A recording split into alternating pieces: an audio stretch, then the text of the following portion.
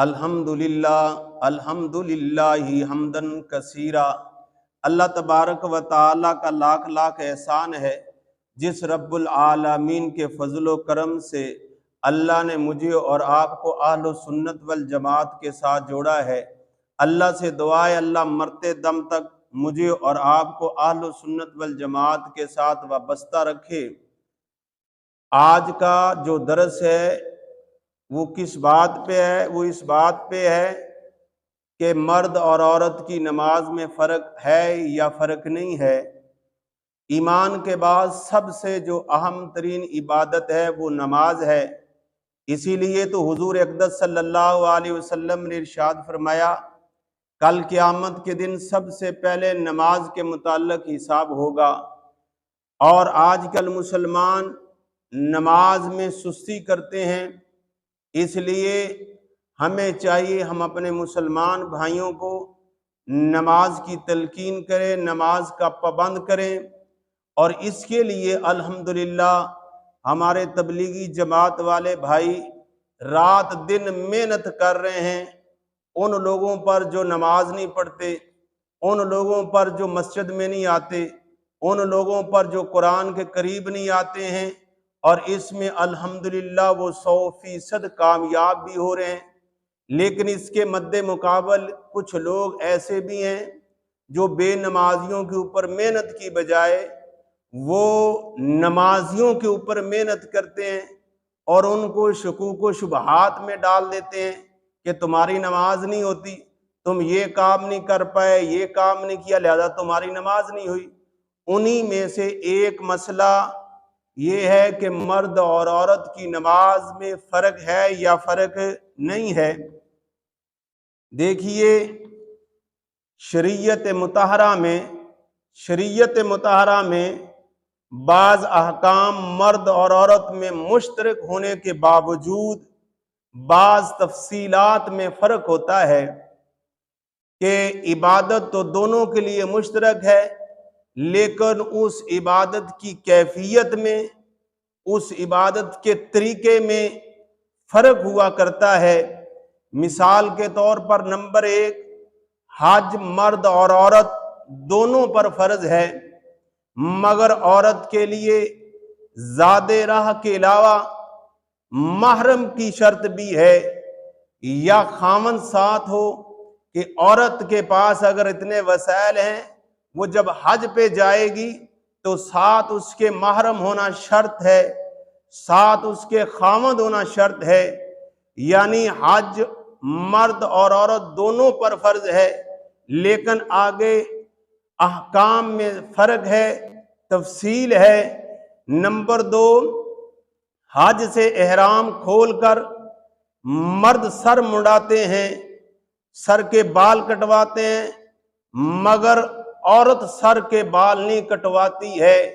यानी वो थोड़े से लेती है, जिस तरह मर्द करवाते हैं, कसर है या हलक है, इस तरह औरत के लिए हुक्म नहीं।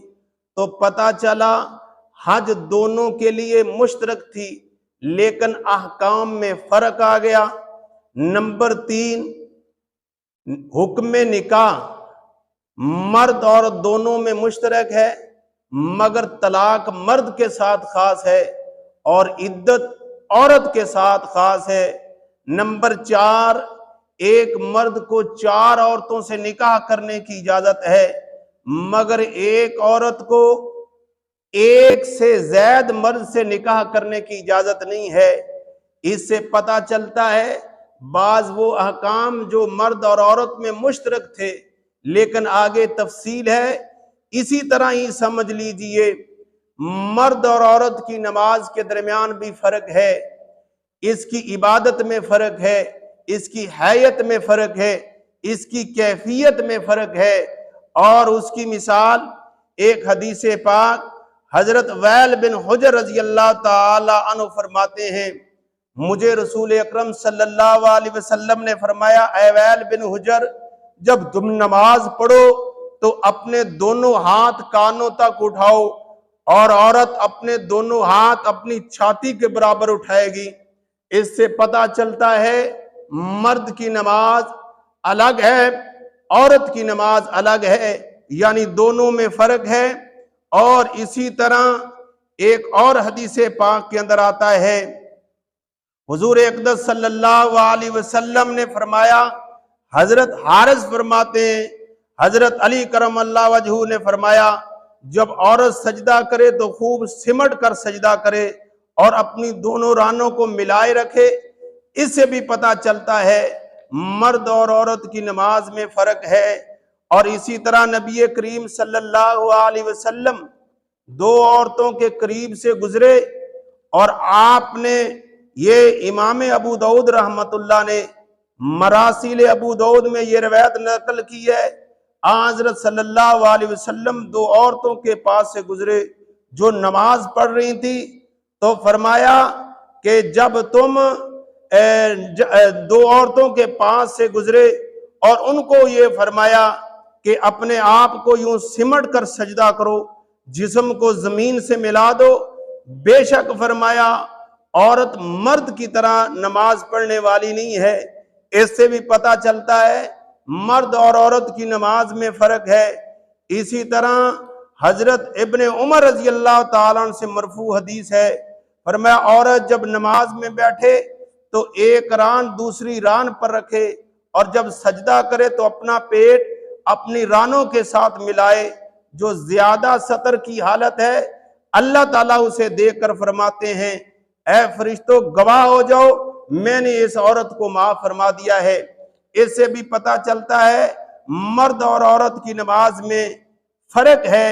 और इसी तरह हजरत वैल बिन हुजर रजी अल्लाह ताला अन्हु की हदीस कंजुल उमाल के अंदर भी मौजूद है और इसी पर उम्मत का अमल भी है। और यही फतवा मदीने वाले भी यही फतवा देते हैं, इमाम ज़ोहरी रहमतुल्लाह भी यही फतवा देते हैं कि औरत अपने हाथ अपने कंधों तक उठाए। उम्मे दर्दा रजी अल्लाह ताला अन्हा भी कंधों तक हाथ उठाती थी। इन तमाम हदीस से पता चलता है कि मर्द और औरत की नमाज में फर्क है। और फिर अगली बात ये भी याद रखना, अगर मर्द और औरत की इबादत में फर्क नहीं है तो अजान भी एक इबादत है। तो मर्द मुअज्जिन मर्द होता है, हमारी मस्जिदों में भी अजान मर्द देता है, उनकी मस्जिदों में भी अजान मर्द देता है।